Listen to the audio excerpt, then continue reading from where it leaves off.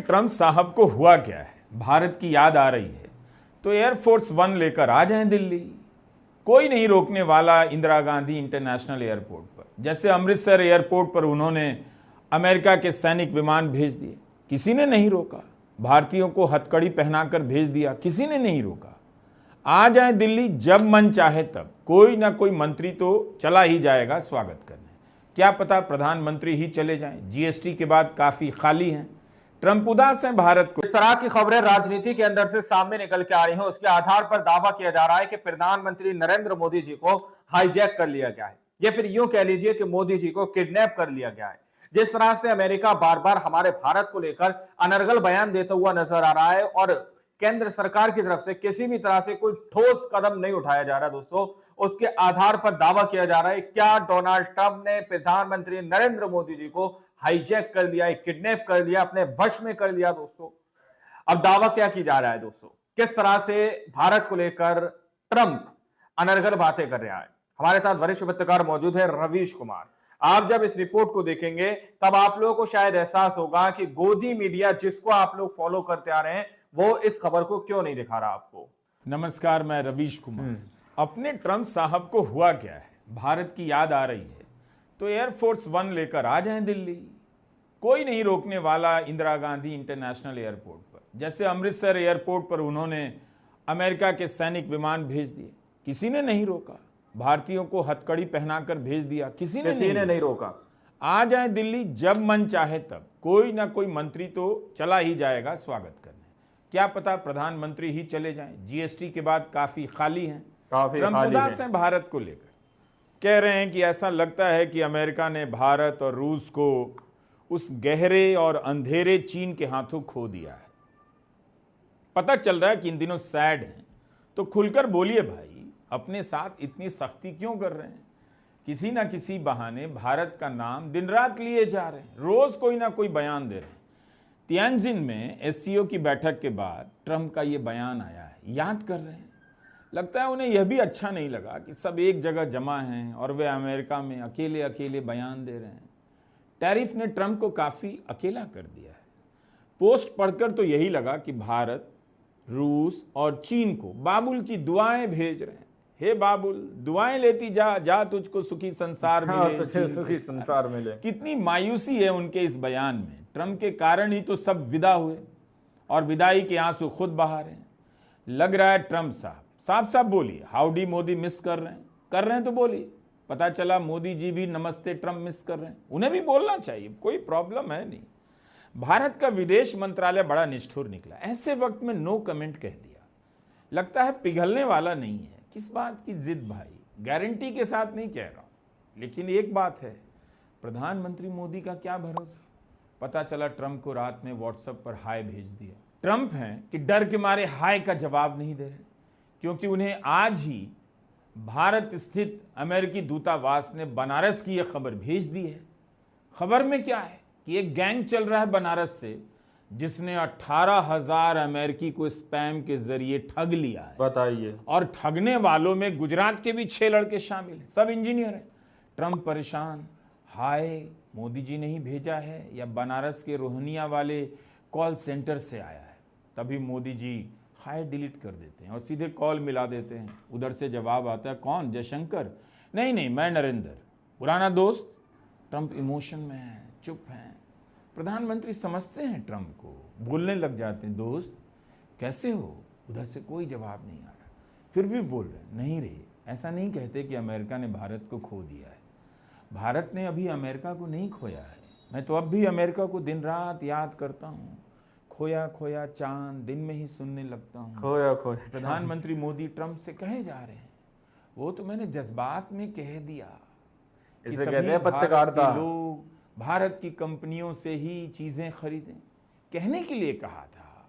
दिल्ली में दिल नहीं लग रहा था तो गुजरात चला गया, मारुति की फैक्ट्री में इलेक्ट्रिक व्हीकल को झंडी भी दिखा दी।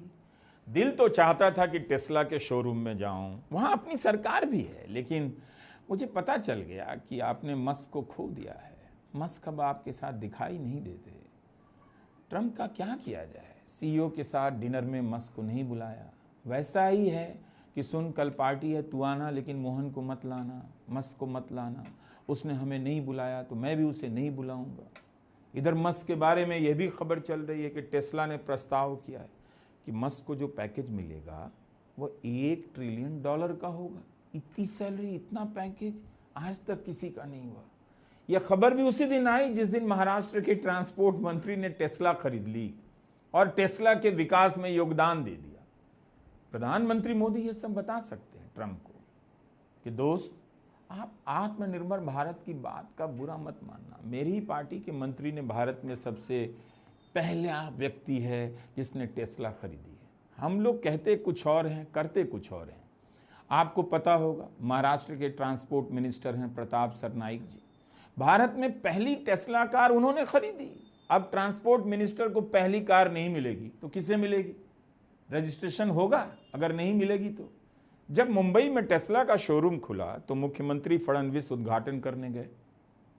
उसके अगले दिन गए उप मुख्यमंत्री एकनाथ शिंदे, उन्होंने टेस्ला चलाकर देख ली, लेकिन दोनों ने खरीदी नहीं, शायद पसंद नहीं आई हो। टेस्ला के शोरूम का उद्घाटन मुख्यमंत्री ने किया, अगले दिन उप मुख्यमंत्री ने कार चलाकर देखी और कार किसने खरीदी? ट्रांसपोर्ट मिनिस्टर प्रताप सरनाइक ने। केबीसी में यही सब तो सवाल आते हैं, तो आज से इसे याद कर लीजिए। केबीसी भी भारत का यूपीएससी है। भारत में पहली टेस्ला खरीदने वाले व्यक्ति का नाम, सही जवाब, महाराष्ट्र के ट्रांसपोर्ट मंत्री प्रताप सरनाइक। टेस्ला से जो आत्मनिर्भरता आएगी उनके जीवन में, वो मारुति से वैसे भी नहीं आने वाली थी। तो प्रताप सरनाइक ने अच्छा काम किया। अब कह रहे हैं पोते के लिए खरीदा। अब उनका नाम हमेशा हमेशा के लिए फॉरएवर केबीसी में लिया ही जाता रहेगा। जो केबीसी में लिया जाएगा वही तो भारत का इतिहास कहलाएगा। ब्रिटेन की उप प्रधानमंत्री हैं एंजेला रेनर। उनका पत्र आपको देखना चाहिए, अलग ही लेवल की नैतिकता है। इस्तीफा दे दिया। एथिक्स को लेकर जांच हुई तो पता चला कि उन्होंने गलती की है। फ्लैट खरीदा था तो उसका टैक्स कम दिया। इतनी सी बात के लिए एंजेला ने इस्तीफा दिया और इस बात को लेकर जांच भी हो गई।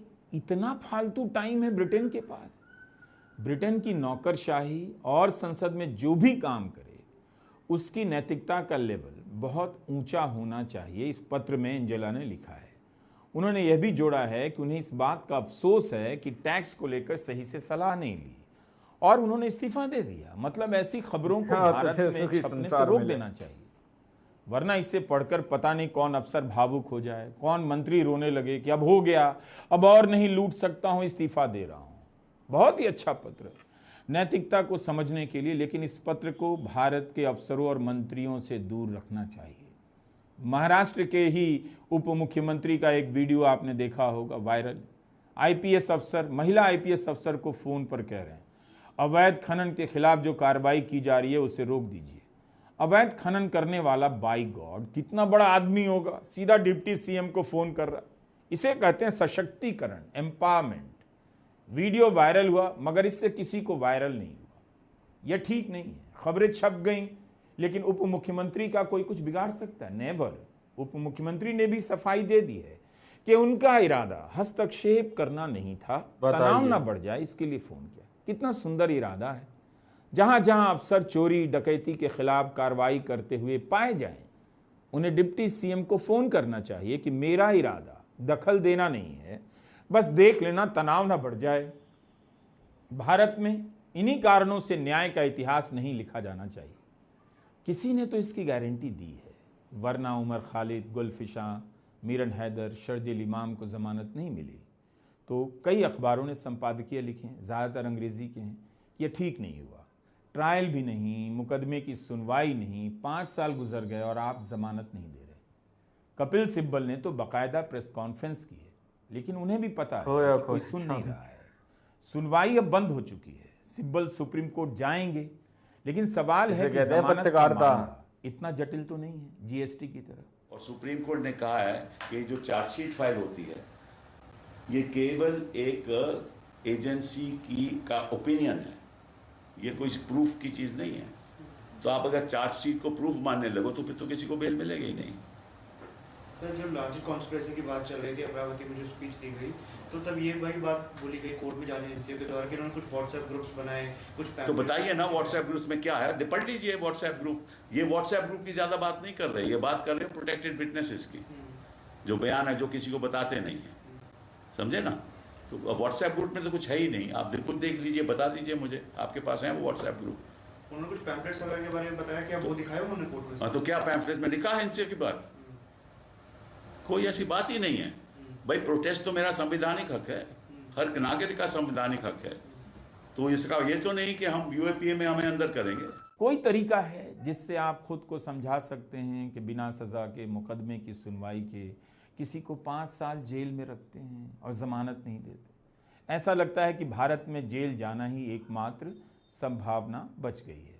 हर किसी पर जेल का खतरा मंडरा रहा है और जेल जाने के नाम पर घर बैठा आदमी भी घबरा रहा है।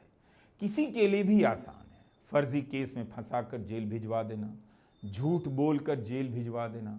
स्कूल से ही जेल के बारे में बताया जाना चाहिए कि कैसे जेल भेजा जाता है और कैसे जेल भेजने के नाम पर भारत में एक इंडस्ट्री चलती है। बाकी तो कोई ऐसी बात नहीं कि इस नाइंसाफ़ी को कोई समझ ना सके। फिर भी जमानत नहीं मिलती। जमानत ना देने वाले जजों का नाम क्या केबीसी में पूछा जाएगा? अगर यह इतना महान फैसला है तो केबीसी में पूछा जाना चाहिए। नमस्कार, मैं रवीश कुमार। दोस्तों, आप लोगों ने इस वीडियो को शुरू से आखिर तक देखा। वीडियो के अंदर साफ तौर पर बात की गई है कि किस तरह से यहाँ पर डोनाल्ड ट्रंप किसी ना किसी बहाने, किसी ना किसी तरीके से हमारे देश भारत को अपमानित करता हुआ नजर आ रहा है। किसी ना किसी तरीके से भारत का नाम लेकर किसी भी तरीके से भारत पर जो है दोस्तों, हम ये कह सकते हैं कि हमलावर होने की कोशिश कर रहा है। अब बनारस को लेकर जिस तरह का दावा डोनाल्ड ट्रंप कर रहा है, डोनाल्ड ट्रंप बोल रहे हैं कि भाई बनारस में तकरीबन 18,000 जो है अमेरिकी को लूटा गया है बनारस के अंदर, जिसमें से तकरीबन 6 गुजराती बताए जा रहे हैं। यानी कि कहीं ना कहीं प्रधानमंत्री नरेंद्र मोदी जी जिस बनारस से, जिन वाराणसी से सांसद हैं, वहां पर पहले राहुल गांधी ने एटम बम फोड़ने की बात की, हाइड्रोजन बम फोड़ने की। अब डोनाल्ड ट्रंप इस बात को कहते हुए नजर आ रहे हैं। अब आप लोगों ने इस रिपोर्ट को देखा सुना, आप लोग इस रिपोर्ट के बारे में क्या सोचते हैं, क्या समझते हैं? अपनी राय कमेंट सेक्शन में जरूर दीजिएगा। मिलते हैं अगली वीडियो में, जब तक के लिए जय हिंद, जय भारत।